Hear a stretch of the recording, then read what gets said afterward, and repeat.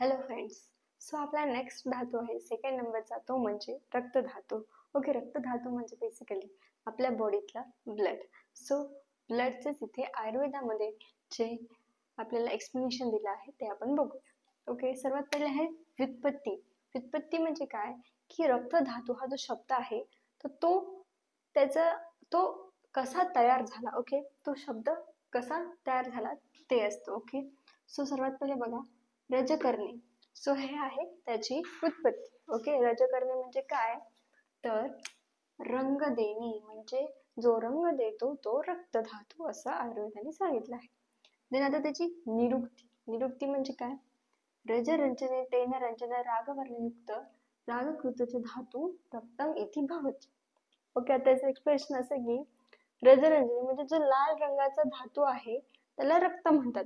रंजनी म्हणजे काय तर रंग देणारा. ओके, नंतर रागवर्ण युक्त म्हणजे काय की ज्याने आपल्याला जो रागवर्णाचा आहे म्हणजे जो लाल कलरचा आहे, भडक कलरचा आहे. ओके, देन रागकृतच धातू रक्तमिती, त्यालाच रक्त धातू असे म्हणतात.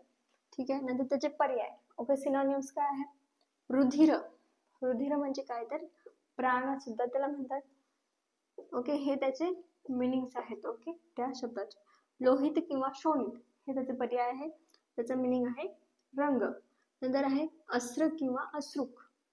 ठीक आहे, लक्षात ठेवा बरं, हे सिनोनिम्स एमसीक्यू मध्ये विचार. म्हणजेच काय की अखंडपणे वाहते. ठीक आहे, म्हणून त्याला अश्रुक किंवा अस्र नाव दिले.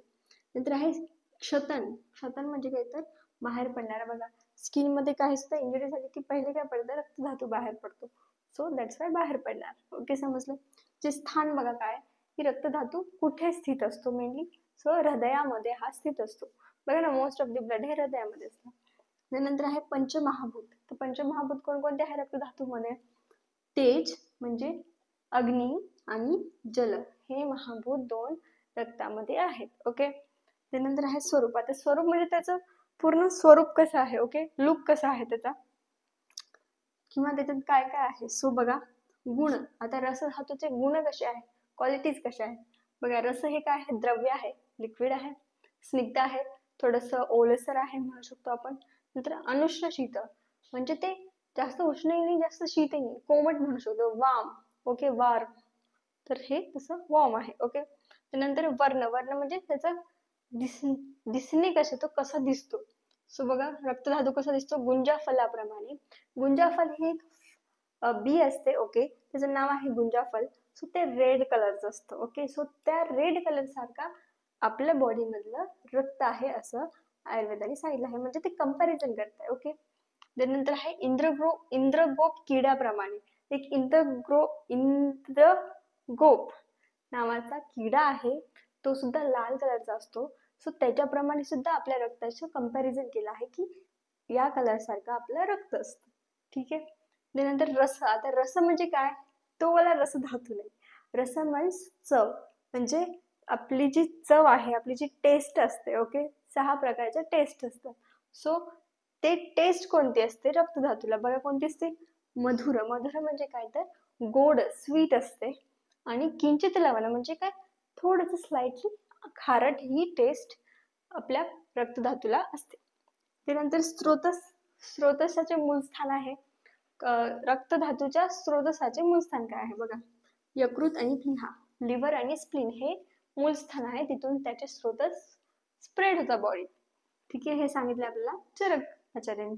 नंतर आहे यकृत आणि प्लीहा प्लस रक्तवाही धमनी म्हणजे रक्तवाही धमनी. सो हे सांगितलं आहे आपल्याला सुश्रुतांनी. ठीक आहे, नंतर अंजली प्रमाण म्हणजे किती अंजली आहे आपल्या बॉडीमध्ये रक्त तर आहे 8 अंजली. बघा रसधातू 9 अंजली होता, हा रक्तधातू 8 अंजली आहे.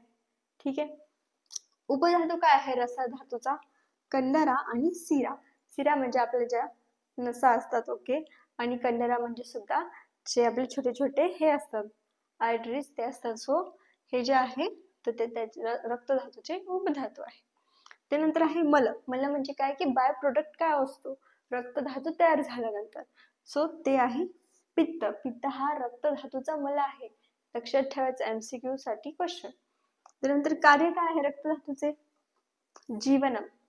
ओके, तो श्लोक प्रीणन जीवन लेपो. सो जीवनम तर काय करतो रक्तधातू? शरीर, आत्मा, मन यांचा संयोग करतो. मग आपलं ब्लड फ्लो होतं ऑब्व्हियसली, सो ते पूर्ण बॉडीमध्ये फ्लो होत असतं आणि ते न्यूट्रियन्सला, वेस्ट मटेरियल्सला इकडे तिकडे ट्रान्सफर करत असतं. त्याच्यामुळेच आपल्या बॉडीला जे आपलं शरीर आहे, जे आत्मा आहे आणि जे मन आहे त्यांना ते संयोग ठेवतं, त्यांना ते कनेक्टेड ठेवतं आणि प्राणवायूचे वहन करते. जो ऑक्सिजन आहे त्याचं ते वहन करतं. त्यानंतर कला. कला म्हणजे काय की ते कशा प्रकारे कार्य करते, तो त्याच्यासाठी आहे रक्तधरा कला आणि द्वितीय कला असते, सेकंड नंबरची कला आहे. हे पण आपण सेकंड टर्म मध्ये शिकणार आहोत कला. ओके, सो एवढं लक्षात ठेवा. ओके, सो नेक्स्ट आहे बघा की रक्तधातूची निर्मिती कशी होते, रक्तधातूचं फॉर्मेशन कसं होतं. ओके, सो बघा सर्वात पहिले आहे की एक जनरल मेथड रक्तधातूचं प्रोडक्शन होण्याची. बघा रक्त पोषक अंश, रक्त पोषक काही अंश असतात, काही कॉन्स्टिट्यूएंट असतात. सो त्याच्यावर रक्त अग्नीची प्रक्रिया होते आणि ते झाल्यानंतर रक्त हा धातू तयार होतो. ठीक आहे, प्लस त्याच्यासोबत जो बाय प्रोडक्ट असतो किंवा जे वेस्ट मटेरियल असतं, सो ते बनतं रक्ताचं मल आणि ते असतं पित्तदोष. ओके, समजलंय. सो रक्तधातूमध्ये आपल्या शरीरात केदारकुल्य न्यायानुसार फॉर्मेशन होत असतं. ठीक आहे, पोषक धातू बनतो, प्लस धातूचा मल बनतो आणि उत्तर धातू पोषक अंश. उत्तर धातू म्हणजे की पुढचा येणारा धातू असतो त्याचे काही पोषक अंश हे सुद्धा बनत असतात. ओके, केदारकुल्य न्याय माहिती आहे ना, असं पाणी असतं नदीचं, पाटाचं पाणी असतं. ओके, आपण शेतामध्ये पाणी देतो, कॅनल्स बनवतो.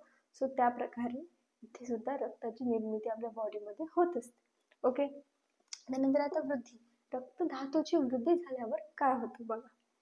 रक्तविसर्प, प्लीह विद्रधीन, कुष्ठ, वातस्त्र, पित्तास्त्र, गुल्म, पुकशक, आम्हाला, नाश समूह, रक्त, त्वक, नेत्र, मूत्रता. ठीक आहे, आता हा श्लोक आहे. तर या धातूचे जितके सुद्धा श्लोक मी तुम्हाला सांगितले लिहिलेत ते सर्व पाठ करायचे. ओके, ते आर कंपल्सरी. ठीक आहे, आता बघा एक एक बघूया काय होतं. जर रक्ताची वृद्धी झाली, रक्त दोष हा वाढला आपल्या शरीरात, तर काय होतं. सॉरी, रक्तधातू विसर्प. विसर्प म्हणजे काय, तर तो एक स्किन डिसीज आहे, सो हा डिसीज होऊ शकतो. त्यानंतर आहे प्लीहावृद्धी म्हणजे काय, तर आपली जी स्प्लीन आहे तिची साईज ही इन्क्रीज होऊ शकते. ओके, नंतर कुष्ठ होऊ शकतं आपल्याला, ते सुद्धा एक स्किन डिसीज आहे, म्हणजे एक ग्रुप ऑफ स्किन डिसीज, त्याला आयुर्वेदामध्ये कुष्ठ म्हणतात. त्यानंतर आहे रक्तपित्त. रक्तपित्त होणे हे माहीतच असेल, काही काहींना ऐकलंच असेल की आयुर्वेदामध्ये की मला रक्तपित्त झालंय, सो हे सुद्धा डिसीज होते. त्यानंतर आहे गुल्म. गुल्म म्हणजे काय, तर ट्यूमर होणे. ओके, ब्लड मधला, सो किंवा दुसऱ्या ठिकाणी ट्यूमर होऊ शकतो. त्यानंतर अग्निनाश म्हणजे आपल्या बॉडीतले जे अग्नी आहे त्याचा नाश होऊ शकतो. नंतर भ्रम. भ्रम म्हणजे चक्कर येणे, काही समजत नाही. ठीक आहे, त्यानंतर आहे नेत्र, त्वचा आणि मूत्र लाल रंगाचे होणे.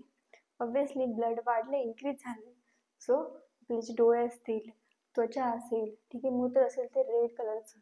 ओके, सो हे सर्व जे आहे लक्षणे हे रक्ताची वृद्धी झाल्यावर दिसतात.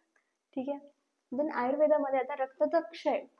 क्षय म्हणजे काय, तर रक्त कमी होणे. तर काय होतं बघा, रक्ते अम्ल शिशिर प्रीतिशिरा शिथिल्य वृक्ष. ठीक आहे, म्हणजे काय बघा, अम्ल शिशिर, सॉरी अम्ल, अम्ल म्हणजे याच्यात अम्ल शब्द हा आलाय की रक्ताचा क्षय झाला, रक्त कमी झाल्यावर आंबट पदार्थ खावेसे वाटतात आपल्याला.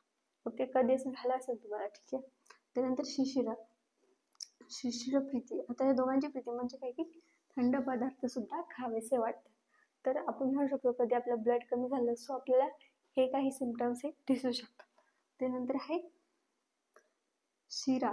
ठीक आहे, शिराचे शैथिल्य म्हणजे काय की शिरांचे संघनन, म्हणजे शिरा ज्या असतात आपल्या नसा ज्या असतात त्याची जी इलास्टिसिटी असते ती काय होते, ती कमी होते, म्हणजे त्या अशा कठीण बनतात. ओके, हार्ड बनतात. ठीक आहे, नंतर वृक्षता वाढते.